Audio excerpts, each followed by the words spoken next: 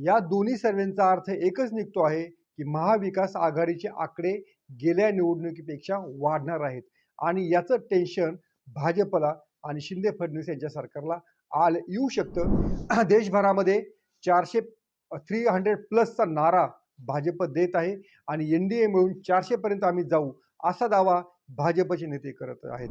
भाजपचा प्रयत्न असे आहेत की किमान 10% मतांमध्ये आपल्या वाढ करायची आहे आणि भाजपला गेल्या वेळेस महाराष्ट्रामध्ये एक 32 ते 35% मतं होती आणि ही मतांची टक्केवारी केवळ भाजपची ही 45% न्यायची आहे। तर आजची सर्वात महत्त्वाची जी बातमी आहे, 2 सर्वे लोकसभा निवडणुकीसाठीचे आज समोर आलेले आहेत आणि या दोन्ही सर्वेचे आकड्यांमध्ये मोठी तफावत आहे।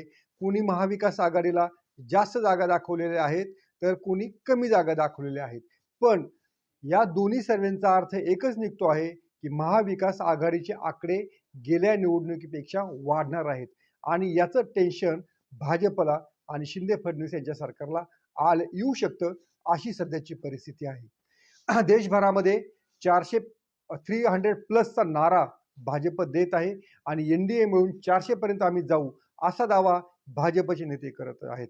केंद्रीय गृहमंत्री अमित शहा यांनी लोकमतला दिलेल्या मुलाखतीमध्ये भाजप म्हणजे एनडीए आघाडी महाराष्ट्रामध्ये 48 पेक्षा 42हून अधिक जागा जिंकेल असा विश्वास व्यक्त केलेला आहे आणि प्रत्यक्षात त्याच्या 24 तासामध्येच 2 सर्वे आपल्या पुढे आलेले आहेत आणि त्या दोन्ही सर्वेची माहिती या निमित्तानं आज आपल्या समोर देत आहे। यातला पहिला सर्वे आहे इंडिया टुडेचा।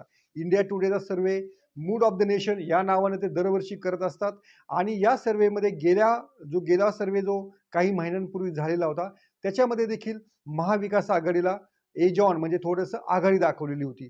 तर आत्ता जो महाविकास आघाडीचा ज्या जागा दाखवलेल्या आहेत मूड ऑफ द नेशन मध्ये, तर जवळपास 26 जागा महाविकास आघाडीला दाखवलेल्या आहेत। म्हणजे इतर राज्यांमध्ये काँग्रेस किंवा इतर भाजप विरोधी पक्ष हे अक्षरशः गटांगळ्या खात आहेत। महाराष्ट्रामध्ये मात्र काँग्रेस, शिवसेना आणि शरद पवार यांच्यासाठी हे एक सुखकारक चित्र असू शकेल असं या सर्वेतनं दिसत आहे। काँग्रेस आघाडीला म्हणजे महाविकास आघाडीला 26 आणि एनडीएला भाजप प्रणित आघाडीला फक्त 22 जागा दाखवलेल्या आहेत। याच जागा 2019 मध्ये 42 होत्या। शिवसेना आणि भाजप 2019 मध्ये एकत्र लढलेले होते, त्यावेळेस 42 जागांवरती दणदणीत विजय मिळवून मोदींच्या शिरपेचामध्ये मानाचा तुरा रोवण्याचं काम महाराष्ट्राने केलेलं होतं। मात्र हा जर सर्वे पाहिला तर भाजपला थोडीशी आणखीन तयारी करावी लागणार आहे। भाजप आत्तापासूनच लोकसभा निवडणुकीच्या तयारीला लागलेला असताना हा जो सर्वे आलेला आहे याचा अर्थ महाविकास आघाडीसाठी, शिवसेनेसाठी लोकांमधली सहानुभूती अजूनही काम करते आहे का असा त्याचा अर्थ निघू शकतो। दुसरा जो सर्वे आहे तो टाइम्स नाऊ चा सर्वे आहे आणि टाइम्स नाऊच्या सर्वेमध्ये बीजेपीला 39, बीजेपी प्लस 39 आणि महाविकास आघाडी 9 अशा जागा दाखवण्यात आलेल्या आहेत। महाविकास आघाडी जर काँग्रेस आणि राष्ट्रवादी काँग्रेसचा गेल्या वर्षी जर आकडेवारी पाहिली तर ती 5 जागांपेक्षा जास्त नव्हती आणि यावेळेस मात्र 9 जागा त्यांना दाखवण्यात आलेल्या आहेत। याच्यात शिवसेना, काँग्रेस, राष्ट्रवादी यांच्या जागां असं थेट त्यांनी सांगितलं नाही की कोणत्या पक्षाला किती जागा मिळतील, पण एक आघाडी म्हणून त्यांनी विचार केलेला आहे। या सर्व सर्वेवरती चर्चा होणं स्वाभाविक होतं आणि तिथून तशा प्रतिक्रिया देखील आलेल्या आहेत। भाजपचा प्रयत्न असे आहेत की किमान 10% मतांमध्ये आपल्या वाढ करायची आहे आणि भाजपला गेल्या वेळेस महाराष्ट्रामध्ये एक 32 ते 35% मतं होती आणि ही मतांची टक्केवारी केवळ भाजपची ही 45% न्यायची आहे आणि अजित पवार गट आणि शिवसेना, एकनाथ शिंदे यांची शिवसेना असं मिळून 50+ टक्केवारी एनडीए आघाडीला अपेक्षित आहे।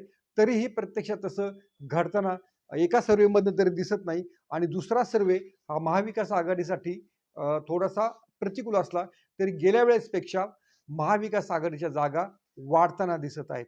त्यामुळेच हा जो सर्वे आहे लोकसभा निवडणूक होण्यापूर्वी 2 महिन्यांपूर्वीच हा आलेला आहे। त्यामुळे हा सर्वे अनेकांना गंभीरपणे घ्यावा लागेल, याच्यावरचे आडाखे पुढे बांधावे लागतील। आता हे सर्वे कितपत खरे ठरतील, कितपत खोटे ठरतील हा येणारा काळ सांगेल, पण चर्चांना इंधन मात्र या सर्वेनी नक्कीच पुरवलेलं आहे।